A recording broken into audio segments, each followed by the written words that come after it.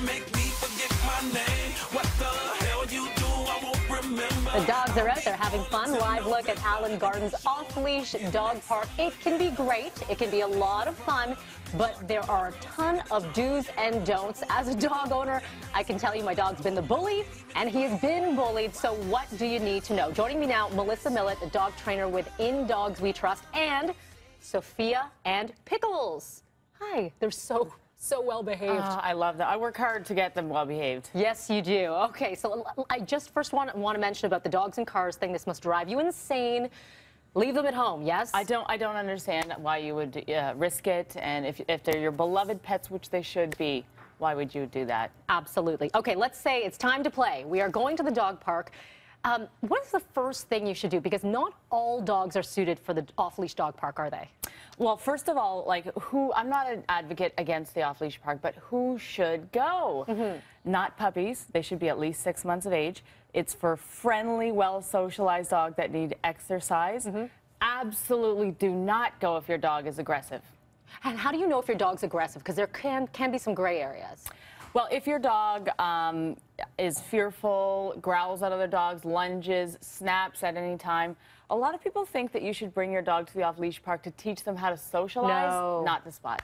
Okay, so let's pretend you are walking to the dog park. You've got to do a bit of a scan first, right? You know, make sure you know your surroundings. Absolutely. Okay, so there is a way that you want to go to the off-leash park, and first scan for the aggressive dogs, because if somebody brought their aggressive dog there, one time can really damage your dog. So you're going to go to the gate and you're going to have a look around and you're going to see who's there and is everybody friendly. And the warning signs would be, like, if you see an aggressive dog, it would be a dog that has a lot of tension in its body, that leans into the other dogs, hooks their head over their backs. A dog position of the tail is really important. Okay, because depending on where it is it high, is it low, is it in between the legs? Pickles wants Pickles, up. Okay, well, Pickles gets what Pickles wants. There you go. Thanks for being an example, but you don't have a tail. Sophia, come. Sophia, stand. Now the position of the tail is really important, because if the dog's tail is wagging, it doesn't necessarily mean that the dog is friendly. If the tail is at spine level, that's friendly. Shooting up and over the back is actually arousal, overexcitement, and often a sign of aggression. So if the other dog maybe jumps, the other dog's going to immediately go after them. It kind of sets them off, right? So what the body language would look like would be Sophia would come up to Pickles, invade her space, her tail would be shooting up over her back, she would be staring directly, and a lot of tension in the body. So those are not good things. If you see a dog that's doing that, just don't go in. Don't take the chance. Really important. Okay, what about this? And this is my pet peeve, because when I go to the dog park, I bring my dog, who's very friendly. He's a terrier. He likes to play. But sometimes there have been incidences where maybe another dog wants to be the aggressor. They want to be dominant. They go to, hi, you're listening, Sophia. They maybe go to play or rough play. All of a sudden, one pounces, and they get in a bit of a fight. And then the owner says, no, let them work it out. Oh, okay.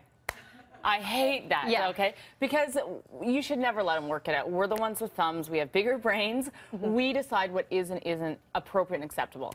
As far as dog play goes, there are things that you need to know that makes it okay. Dogs give each other what are called calming signals, and calming signals are meant to keep the peace, and they're meant to let each other know that this is just a game. Right. Calming signals would include look-aways, walking on a curve, a play bow, sniffing, yawning, and tongue flicking. Tongue flicking? Yeah. I don't even know what that looks like. Okay. That's when the tongue comes out and hits you. I'll let you use your imagination. Okay. But as far as that goes, when we do see play, play looks like what they do is they play fight or they chase each other. Yes. Play fight, stop, look away, play bow. Play fight, stop, down. When they stop intermittently and give each other calming signals, we know that things are going well. Okay, now, God forbid, if it escalates and it becomes a big fight, how do you step in as an owner, especially if you've got a big dog involved? Good question. Don't put your hands near their collar, because that's what everybody automatically does. Yeah, but you think that's the way to get them, yeah, right? That's how you're going to get hurt. You're back for more love. You can make a large noise to startle them. If they're connected, what you want to do is grab them by the hips and wheelbarrow them backwards. So Pickle's going to use you an example. You're going to, as they're coming and fighting, grab right here. and pull backwards so that the dog can't. Just give me She a paw. loves you. Yeah, I love her too. She says, "I'd love for this to be about me." Hello, Mom. Okay, so grab from the hips because that's where you're going to get Wheelbarrow them. If you drag them backwards, then they can't turn around and Okay. redirect towards you. Okay, great tips, and I know you have a ton more, Melissa. You're going to post them on your website, indogswetrust.ca. That's a little bit later on. You'll have all of the tips and tricks, as well as how to keep the little ones happy and cool in this hot, hot weather. Thank you so much. Thank you. He's so cute. Let's go upstairs now to Kevin.